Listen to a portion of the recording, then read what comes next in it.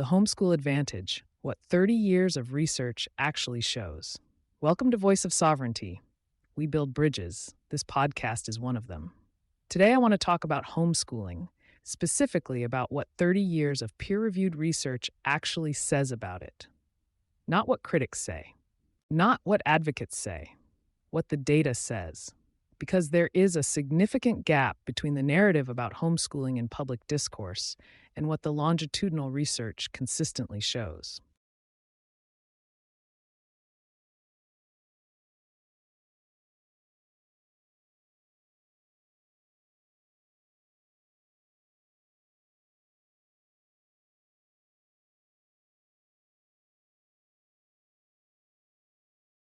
"62% of peer-reviewed studies on the academic outcomes of homeschooled students show that home-educated students outperform their institutional school peers on standardized measures."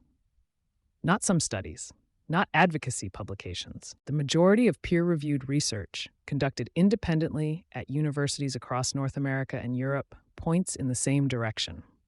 That finding has been consistent for 3 decades. Now here's what that looks like in concrete terms. Homeschooled students average between the 65th and 75th percentiles on standardized tests, compared to the 50th percentile for public school students.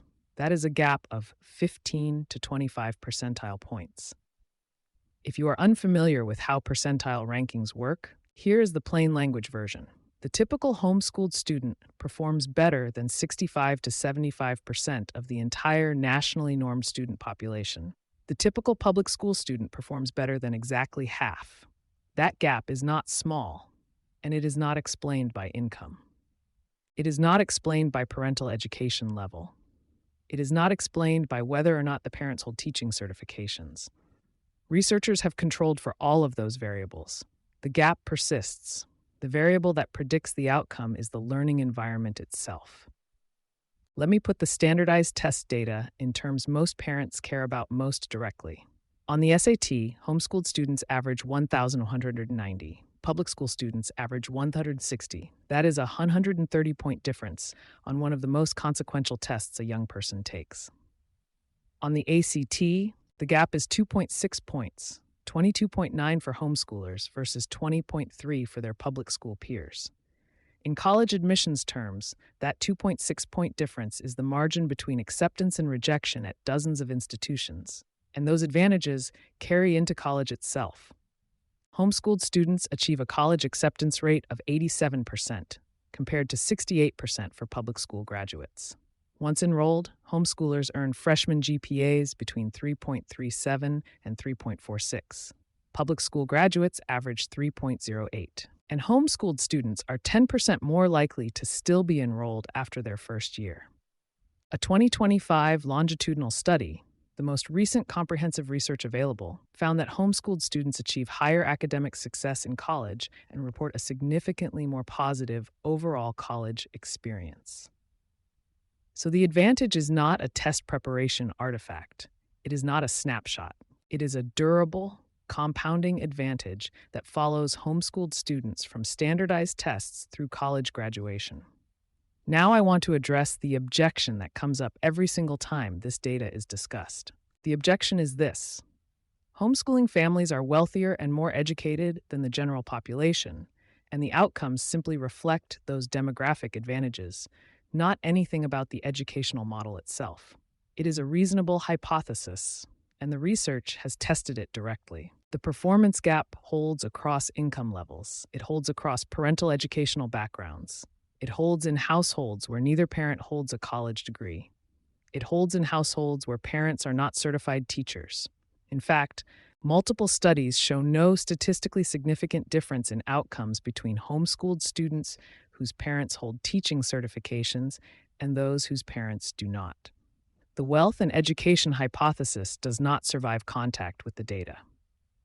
What the research does identify as the primary structural drivers of the advantage are these 3 things. Individualized pacing, the ability to ensure genuine mastery before advancement, rather than moving a child forward on a calendar, regardless of whether they actually understand the material. Extended uninterrupted study time, free from the transitions, classroom management, and compliance activities that consume a significant portion of the conventional school day. And the removal of institutional social pressure, the comparison culture, the performance anxiety, the social hierarchy management that consumes cognitive and emotional energy that would otherwise be available for learning. None of those three things require wealth. None of them require advanced degrees. They require intentionality, commitment, and the willingness to put the child's actual development ahead of the institutional schedule. Here is the finding I want to spend a moment on, because it is the one that gets the least coverage. The socialization data. The most common objection to homeschooling is not academic, it is social. The question everyone asks is, what about socialization? And the assumption embedded in that question is that institutional schooling is inherently superior preparation for adult social life. The research does not support that assumption. In fact, 87% of peer-reviewed studies on the social, emotional, and psychological development of homeschooled students show that they perform statistically better than their institutional peers. Not equal, better. Homeschool graduates vote at rates up to 95% in older age brackets.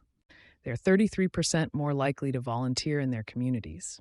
They report higher quality adult friendships, stronger relationships with parents and other adults, and higher levels of political tolerance than the publicly schooled population. And a major 2025 study examining students who were homeschooled for 8 to 13 years found that long-term homeschoolers report the lowest depression scores, the lowest anxiety scores, and the highest life satisfaction scores of any school sector studied. I want to let that land for a moment. The group that critics most often describe as isolated and socially underdeveloped shows the best psychological outcomes in the research. There is one more number I want to leave you with, because it speaks to something beyond academics and socialization. It speaks to the long-term economic and personal outcome of this educational model. 78%. 78% of homeschool graduates report being self-employed or owning their own business at some point in their adult lives. The general population figure is 14%.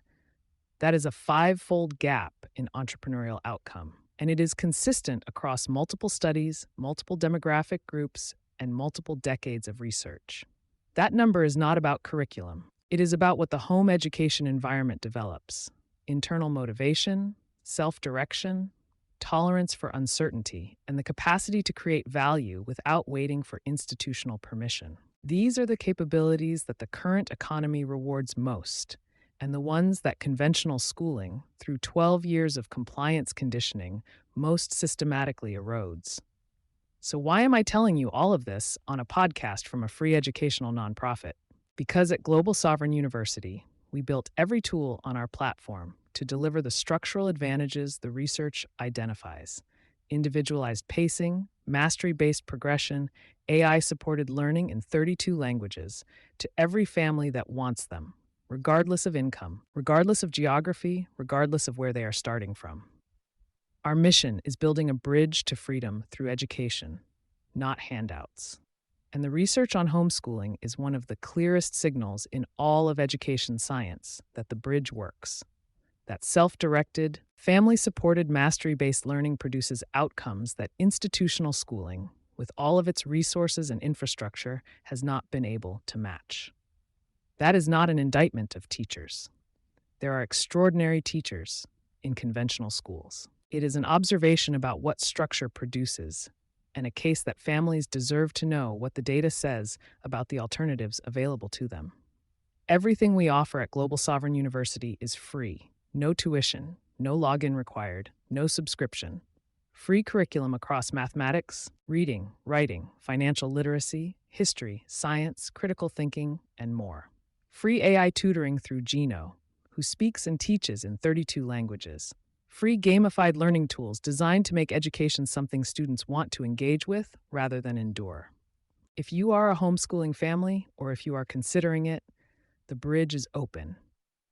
globalsovereignuniversity.org. Thank you for listening to Voice of Sovereignty. Share this episode with anyone who is weighing their options, because they deserve to know what 30 years of research actually shows.